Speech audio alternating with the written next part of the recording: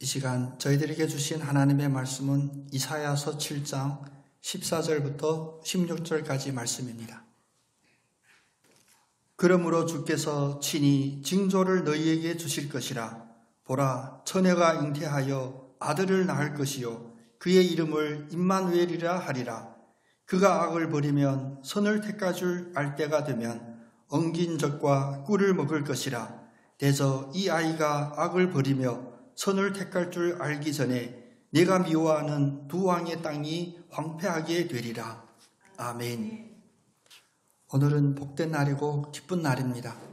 우리 옆에 오신 분 축복하면서 인사하겠습니다. 우리 한국말로 아니고 영어로, 자주 쓰지 않는 영어로 인사할 텐데 어떻게 하냐. 메리 크리스마스.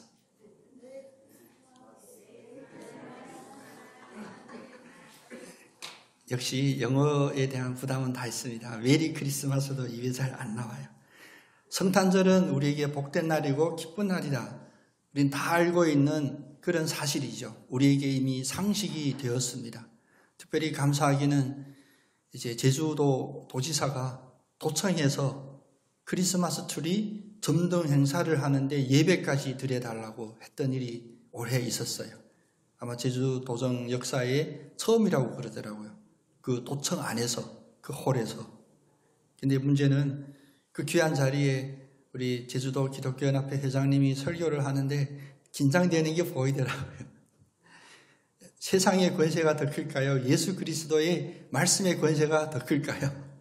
말씀의 권세가 더 크죠. 그런데도 불구하고 공무원들이 꽉 차게 서 있으니까 그게 뭐라고 떨리는 게 보였어요. 그래서 모든 내용이 존귀하신 공무원님들, 도지사님들 이렇게 했거든요. 근데 그분들은 참 은혜를 받았던 것 같아요. 그래서 저는 설교할 때는 어쩔 수 없이 설교에 집중하지만 저도 밑에 있으면 졸기도 하고 다른 이들의 설교 들을 때 딴 데만 눈길도 팔긴 해요. 우리 도지사, 또 연합회 회장님이 설교할 때 저는 주변의 공무원들 표정이 어떨까 살펴봤거든요. 카메라 들고. 제 카메라가 줌이 돼요. 2층에 한 남자분이 두 손을 이렇게 하고 간절히 막 기도하는 거야. 옆에 사람들 어쩌봐. 저 사람 기도해. 그걸 제가 사진으로 남겨서 우리 회장님께 보내주셨더니 회장님은 역시 내 설교에 감동받는 이가 있다고. 성령의 감동이라고. 모든 게 다 기쁨입니다. 오늘 월요일임에도 불구하고 특별히 죄송하고 미안한 마음도 있는데 점심 식사도 없이 예배드리고 바로 귀가하는 이 성탄 예배에 여러분 오신 그 의미가 무엇일까? 헛된 걸음이 되지 않는 그런 영적인 의미를 생각해보는 그런 시간이 됐으면 좋겠습니다. 주님이 우리에게 오셨다 하면 우리는 기쁨이라고 하는데 이 기쁨이 구체적으로 나에게 어떤 기쁨이 되는 것일까? 다시 말하면 주님이 나에게 임할 때 기쁨이 되기 위하여 어떤 상황에 어떤 시점에 우리에게 찾아오실까? 성탄절을 예언하는 본문이 바로 오늘 본문입니다. 그래서 우리가 이 이사야서 7장 이 말씀을 볼 때 거의 대부분 누가복음에서 이 말씀을 읽어요. 그리고 이사야서까지 잘 찾아가 보지를 않아요. 근데 또 간혹 이사야서까지 찾아가 본다 할지라도 딱 14절만 읽어요. 그러므로 주께서 친히 징조를 너희에게 줄 것이라. 보라, 처녀가 잉태하여 아들을 낳을 것이요 그의 이름을 임마누엘이라 하라. 요 말씀만 보게 됩니다. 2023년 우리 크리스마스 성탄 이 예배에 이 주신 말씀 우리의 마음에 평생 동안 새겨지는 귀한 말씀이 되기를 원합니다. 이 말씀이 왜 이 시점에서 여기에서 등장했는지 살펴볼 필요가 있습니다. 남유다는 사실 이게 이스라엘이 한 나라였다가 나뉘어져요. 남유다, 북이스라엘. 근데 북이스라엘에 더 많은 그 종족들이 12지파 중에 더 많은 지파가 위에 있었습니다. 10개 지파가 위에 있고 남유다는 2개 지파들만 있었어요. 그런데 숫자가 더 많았던 북이스라엘이 당연히 강력하겠죠. 강력하여. 근데 이 같은 우리 요셉의 후손들, 아브라함의 후손들끼리 지파끼리도 전쟁이 일어납니다.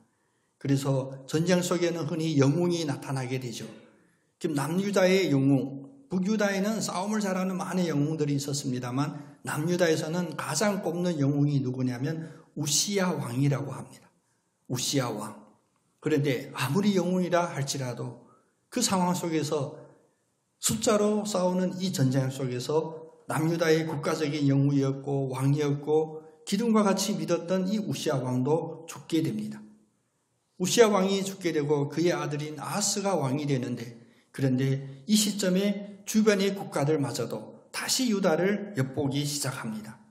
오늘 7장의 1절 말씀을 보면 아람과 북이스라엘이 연합군을 형성하여 남유다를 치려고 하는 거예요.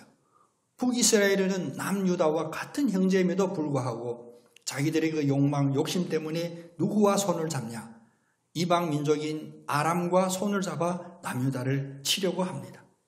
나라가 풍전등화라고 하는 어려운 말로 표현하죠. 바람 앞에 있는 촛불과 같이 언제 꺼질지 모를 그런 위험한 상황에 처하게 됩니다. 그리고 아하스는 왕으로 임명을 받았지만 그의 경험이라든지 그가 갖고 있는 능력이라든지는 절대 그 선대왕인 우시야 왕과 비교할 수 없이 나약했습니다. 이런 시점에 하나님께서 선지자 이사야를 통하여 아하스에게 하나님의 말씀을 전합니다. 10절에서 13절에 보면 이사야가 하나님의 그 말씀을 이렇게 전합니다.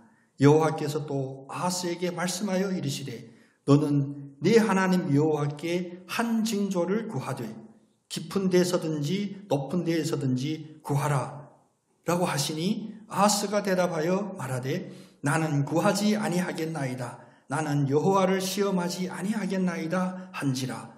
이사야가 이르되 다윗의 집이여 원하건대 들을지어다. 너희가 사람을 괴롭히고서 그것을 작은 일로 여겨 또 나의 하나님을 괴롭히려 하느냐.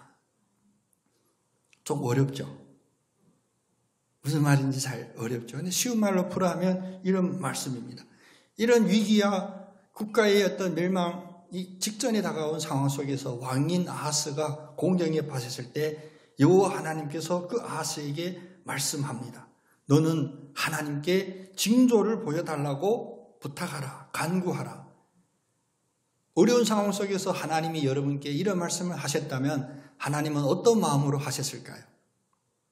지나가간 너의 죄악된 과거를 낱낱이 다 보여주리라, 이런 마음은 절대 아닙니다. 왜? 이미 공경에 빠져 있는 죽기 직전의 상황 속에서 하나님의 음성이 들렸다면 그것은 소망의 음성이고, 또 환상을 보여주신다면 희망과 미래를 보여주는 비전의 환상을 보여주실 것입니다. 그래서 더 구체적으로 말합니다. 어떤 징조를 구해야 하냐? 높은 곳에 있는 것, 깊은 곳에 있는 것, 이런 것들을 무엇이든지 보여달라고 구하여라. 여기서 잠깐 성서적인 해석을 한다면 성경의 구약에서도 깊은 곳이라고 하면 이게 스월이라고 하는 아람어로 표현도 해요. 우리가 그게 지옥이 아니냐 이러는데 스월과 지옥이 똑같은 말은 아닐지라도 비슷한 그런 상황이에요. 가장 어둡고 처참한 맨 밑바닥까지도 보든지, 아니면 가장 위에 있는 영광과 존귀가 있는 여호와 하나님의 그 보좌까지 바라보든지, 그러니까 시작부터 끝까지 모든 상황을 하나님 앞에 제한하지 않고 간구하라는 거예요. 징조를 저에게 보여주세요. 그런데 아하스의 대답을 보면 여러분 여기서 착각하거나 오해하면 안 됩니다. 아닙니다. 저는 징조를 구하지 않고 하나님을 시험하지도 않겠습니다. 혹시 여러분 기도할 때 이런 기도 해보신 적 있나요? 안 됩니다. 이것은 겸손이 아닙니다. 하나님이 말씀하세요. 나한테 징조를 보여달라고 구하여라. 하나님이 이미 준비하셨고 징조를 보여주실 그 모든 것을 다 준비했음에도 불구하고 아닙니다. 제가 징조를 보여달라고 하나님을 시험까지 해야겠습니까? 저는 안 하겠습니다. 그때 이사야를 통하여 다시 말합니다. 다윗의 왕실은 들어라. 다윗의 나라. 사실 남유다도 다윗의 왕실이잖아요. 다윗의 왕실은 백성의 인내를 시험한 것만으로도 부족하여서 이제 하나님의 인내마저도 시험하려고 하느냐. 이 13절 말씀이 그런 말씀이에요. 혹시 여러분 성경이 펼쳐져 있다면 이 쉬운 성경으로 한번 옆에 메모해도 좋아요. 왜냐하면 13절에 우리가 있는 성경으로 보면 너희가 사람을 괴롭히고서도 그것을 작은 일로 여겨 또 나의 하나님을 괴롭히려 하느냐라는 이 말씀이 원어로 풀어서 한다면 뭐냐면 너희들이 이미 다윗 왕국의 백성들이 인내를 시험한 것만으로도 부족해서 이제 하나님의 인내마저도 시험하려고 하느냐, 이런 뜻이에요. 좀 이해하기도 쉽죠. 아하스는 왜 구하지 않겠습니다 라고 했을까요? 그의 마음 깊은 속에는 이미 좌절이 있었습니다. 실망이 있었고 포기가 있었습니다. 보나마나 싸워봐야 질 전쟁인데 못하라고 기도마저 하면서 하나님을 괴롭히겠습니까? 매우 익숙한 말이죠. 어디서 들어본 듯 하거나 내 뇌리에서 한번 스친 듯 한 거. 어차피 죽을 거, 어차피 망할 거, 뭐 하려고 또 하나님께 기도마저 하겠냐. 이것이 가장 밑바닥에 깔려있는 인간의 한 상태였습니다. 아하스가 한 이 말은 우리가 지금 우리 주변의 삶의 환경을 바라볼 때 우리의 시선을 얼핏얼핏 지나가는, 우리 뇌리에 스쳐가는 그 사악한 생각과 똑같은 거예요. 나는 어찌할 방법이 없어. 나뿐만 아니야. 주변에 있는 사람마저도 포기했어. 병원에 갔더니 의사마저 포기했어. 아직 호흡기가 장착되어 있는데 호흡기를 떼라고 해. 내일 장례를 준비하라고 해. 근데 그 의사가 이젠 한 달 이제 7주 되죠. 어제도 그 부인 권사님이 카톡 보내주셨는데 하나님 우리들에게 큰 성탄 선물을 주셨어요. 왜? 일반 병실로 어제 옮겼대요.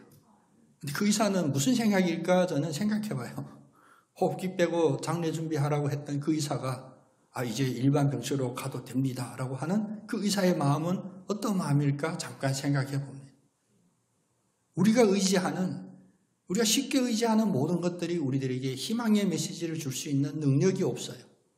상황만 파악할 뿐만 아니라 그 상황을 바라볼 때 뒤에 있는 더 심각하고 엄중한 것을 우리를 겁줍니다.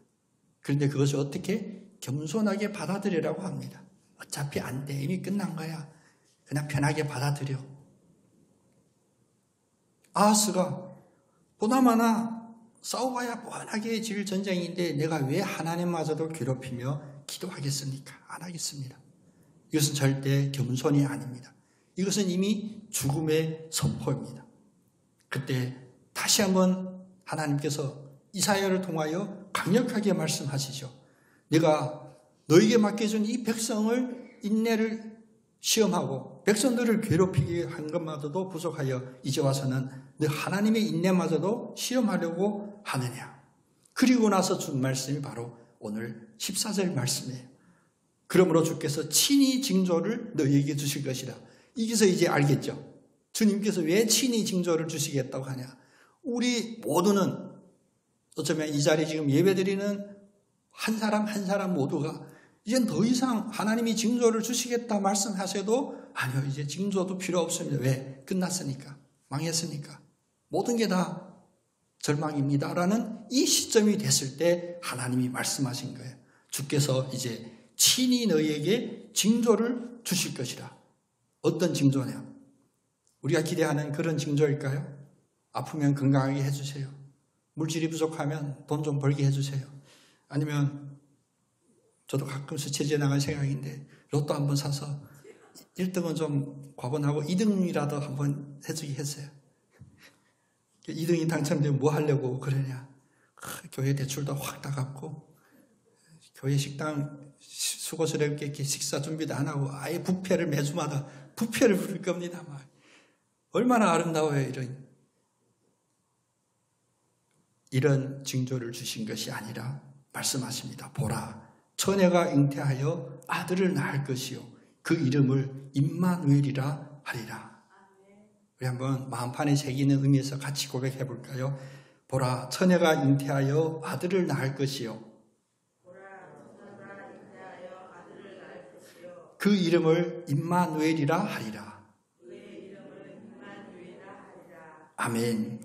그동안 이스라엘 민족은 많은 기적을 경험해봤습니다. 수많은 놀라운 일들을 경험했어요. 하나님이 그들을 애굽에서 이끌어낼 때 알지 못할 우리가 인간이 할 수 없는 10가지 재앙으로 그 바로가 이 민족을 놓아줄 수밖에 없는 상황으로 모는 것도 보셨고 홍해 바다를 가르는 것도 봤고 광야에서 불기둥 구름기둥으로 인도함도 봤고 그리고 여리고 성이 무너지는 것도 봤고 사울과 다윗을 세워서 이들에게 그들이 그처럼 갈망하는 왕을 허락해 주셔서 그때 당시도 우리 성경을 보면 이스라엘, 다윗의 이스라엘, 솔로몬의 이스라엘 엄청 대단한 강국처럼 보이겠지만 지도로 펼쳐놓고 보면 애굽의 100분의 1도 안 되는 작은 나라였어요. 그럼에도 불구하고 애굽도 넘보지 못하게 하고 오히려 아람, 블레셋, 주변의 모든 국가들이 두려워하는 그런 나라로 지켜주는 기적도 경험해 주셨습니다. 그런데 이 경험을 왜 잊었을까? 눈앞에 있는 상황 때문에 마음 깊이에 있는 주님의 함께 하심을 알지 못한 거예요. 그래서 다시 새로운 징조를 줄 때 그것은 인간적으로 누구도 계획할 수 없는 처녀가 잉태하여 아들을 낳는 이 일. 이건 과학적으로 풀 수 없는 일입니다. 이것은 인간이 가지고 있는 이 역사 중에 꼭 한 번만 있었던 일입니다. 유일한 이 일을 통하여 무엇을 주시려고 하냐? 아니, 처녀도 잉태하게 하는 위대하신 하나님? 어떠한 전쟁도 하나님이 직접 싸워서 이기시는 하나님? 아플 때, 돈 없을 때, 추울 때 기도했더니 문제 해결해 주시는 하나님? 이런 하나님을 제시한 것이 아니라 바로 임마누엘을 제시해 주셨습니다. 임마누엘은 기적입니다. 임마누엘은 우리에게 허락한 하나님의 가장 큰 기적이고 가장 큰 선물입니다. 임마누엘이 무슨 뜻입니까? 오늘 박장로님 기도할 때 풀어주셨지만 임마누엘이란 우리와 함께 하시는 하나님이라는 뜻이에요. 우리의 마음속에 이 임마누엘을 사모하고 이 임마누엘을 온전히 우리의 마음에 품기를 간절히 소원합니다. 우리에게 기도의 간청이 있다면 그 어떤 기도의 간청보다도 하나님이 우리와 함께 하심을 믿는 이 믿음을 위하여 드리는 간청이 제일 큰 줄로 압니다. 우시아 왕 대단했습니다. 영웅이었습니다. 그러나 그도 떠납니다. 다윗 왕도 대단했죠. 그도 떠나고요. 솔로몬도 지혜가 넘치고 물질이 넘치는 왕이었습니다. 그도 떠났어요. 다윗 왕, 솔로몬 왕, 위대한 왕인가? 역사로 평가해 본다면 그 뒤에 어떻게 됩니까? 그 나라가 쇠약해지고 북이스라엘 남유다로 갈라지는 하나님의 선택받은 민족이라고 자부하는 그 유대인들이 두 나라로 갈라져서 오늘과 같은 본문 상황에서 다른 이방 민족과 손잡고 남유다를 치는 이런 상황까지도 벌어지는 이 상황입니다. 모두가 떠납니다. 우리가 그토록 믿는 우리의 인간관계도 떠나게 됩니다. 그러나 떠나지 않는 유일한 그 한 분은 누구시냐? 바로 우리를 만드시고 우리를 징계하지 않으시고 우리의 구원을 가장 큰 지상 사명으로 생각하시고 사랑으로 품으시는 그 하나님만이 여전히 우리와 함께 하십니다. 이것이 기적이 아니면 무엇이 기적이겠습니까? 임마누엘은 기적이기도 하고 우리에게 주신 가장 큰 선물입니다.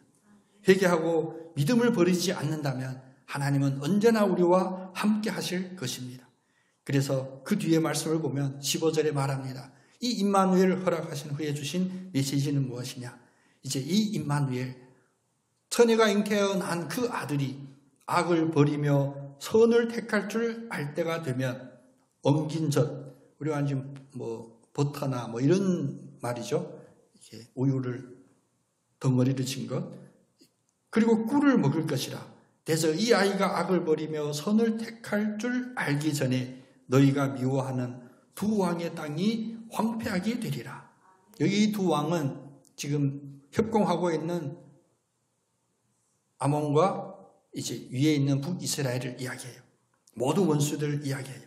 이 아이가 선과 악을 판단한 나이가 되었을 때 우리 주변에 우리를 사망으로 옥죄는 피할 길이 없는 막다른 골목에 이를 그 상황이라 할지라도 임마누엘, 하나님이 함께 하시면 이 아이가 선악을 구분하는, 다시 말하면 성장하여 어른이 되기 전에 이미 너의 원수들은 황폐하게 될 것이다.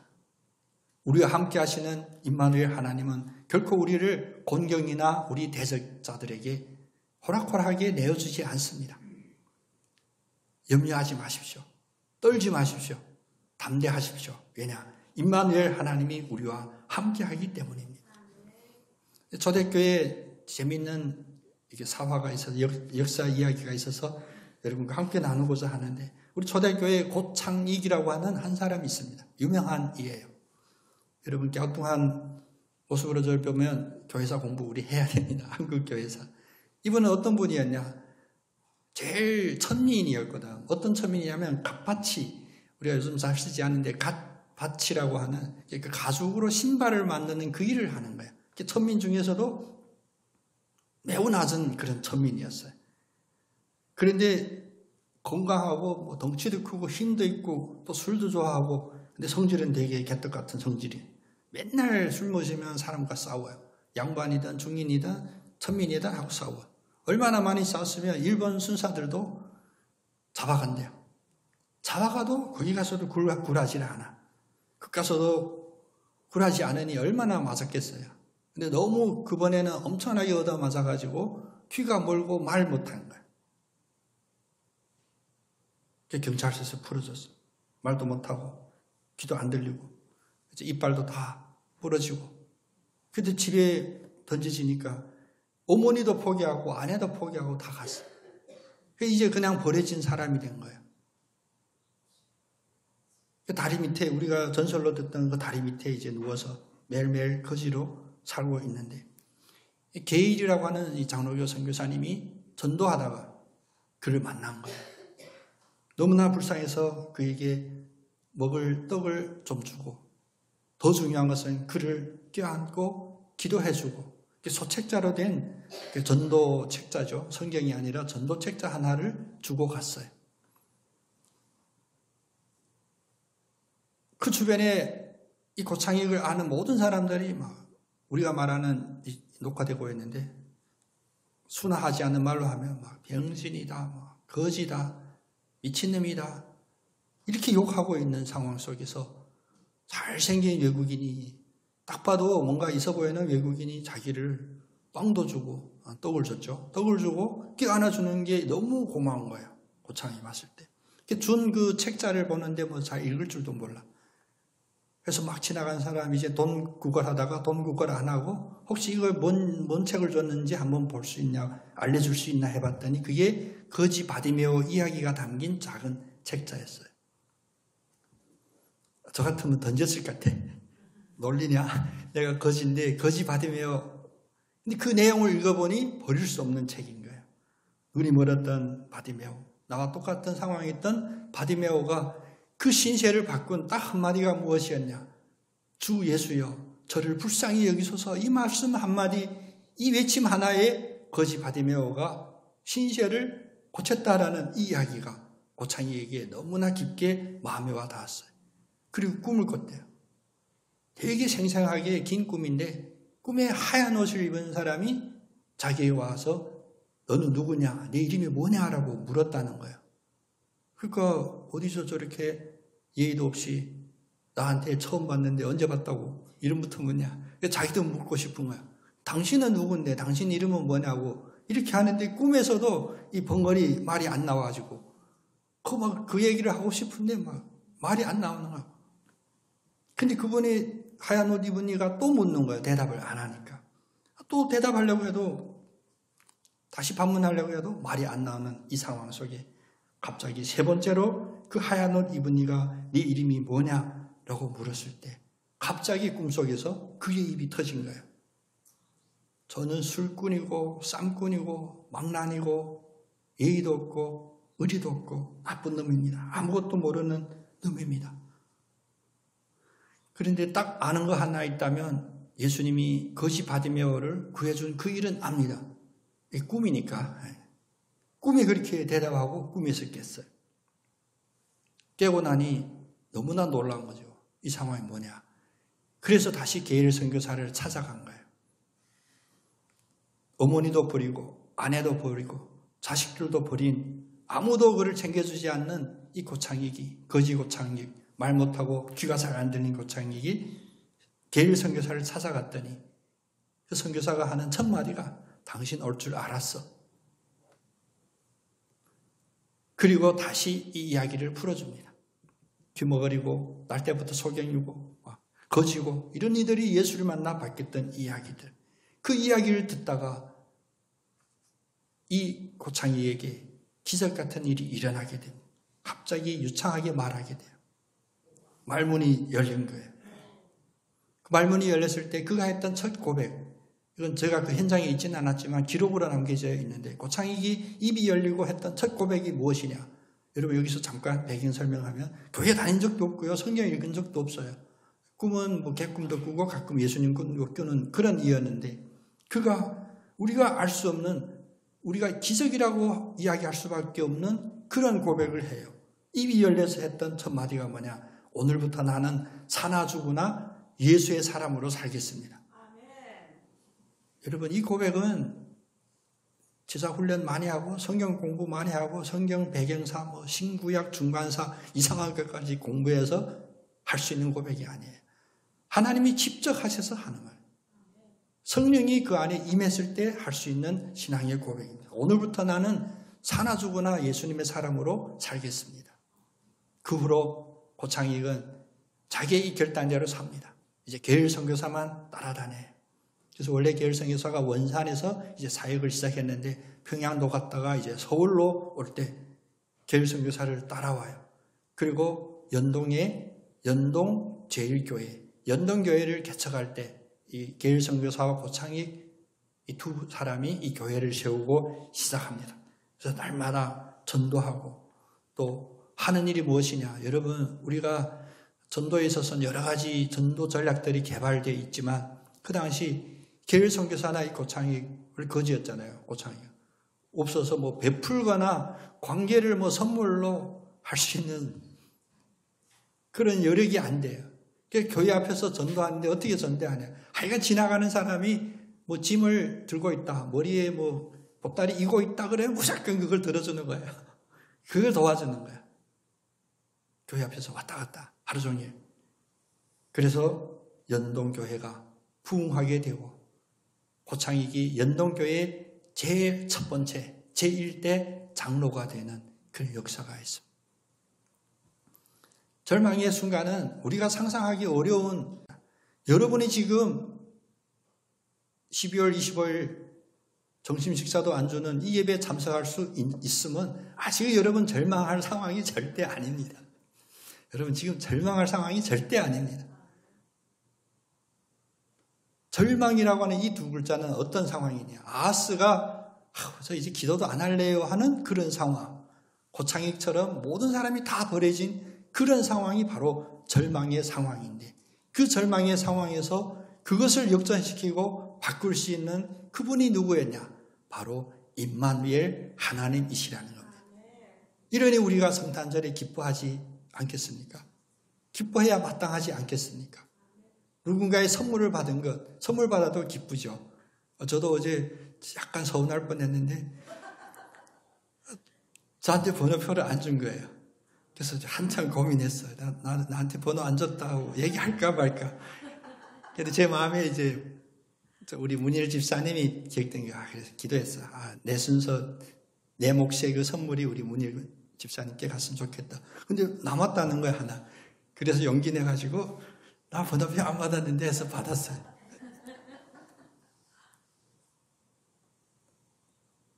요 얘기 한참 고민했는데 해야겠네. 저도 얼마나 유치하고 어린애 같으냐면 여러분 예배 마치고 저기 사무실 올라가면 마무리 오늘 예배 잘 마치게 해서 감사합니다 이런 기도 드릴 것 같죠? 목사인데 아닙니다. 그것부터 열어봤어. 어떤 선물일까 궁금하잖아요. 그랬더니 엄청 좋은 치약 3개가 딱 들어있더라고. 선물 받아도 기쁜 우리의 마음에 가장 큰 선물, 그래서 기적이라고 표현할 수밖에 없는 이 임마누엘의 이 선물을 우리가 하루만 기뻐하는 것, 우리가 너무 선물을 낭비하는 것 같아요. 여러분, 우리에게 절망이 없습니다. 우리가 심지어 하나님께 우리는 아하스보다 믿음이 더 좋으니까 하나님 징조를 보여주세요. 하나님 약속하신 그 징조를 보여주세요 했는데 징조가 보이지 않는 그런 상황이라 할지라도 우리가 받은 이 선물은 얼마나 큰 선물이고 행복한 선물이냐. 하나님이 친히 우리들에게 징조를 보여주되 처녀가 잉태하여 아들을 낳을 것이요. 그 아들은 바로 다른 다윗이나 솔로몬처럼 너희들 위에 군림하여 있는 왕이 아니라 바로 너희들 가운데 네 마음속에 함께하는 임마누엘이라. 이 아름다운 선물로 오늘 점심 식사 없는 것을 이기시기를 축복합니다. 우리 오늘 엄청난 선물을 받은 거예요. 임마누엘. 사람의 생각과 관계없이 하나님께서는 하나님의 일을 하시는데 가장 중요한 것은 우리를 위하여 가장 선한 일을 하시는 그 하나님이시라는 겁니다. 눈앞에 있는 모든 상황 속에서 임마누엘 그 하나님 때문에 소망을 얻고 삶 속에 담대함과 또 희망이 있는 그런 삶으로 살아나가는 여러분 다 되시기를 축복합니다.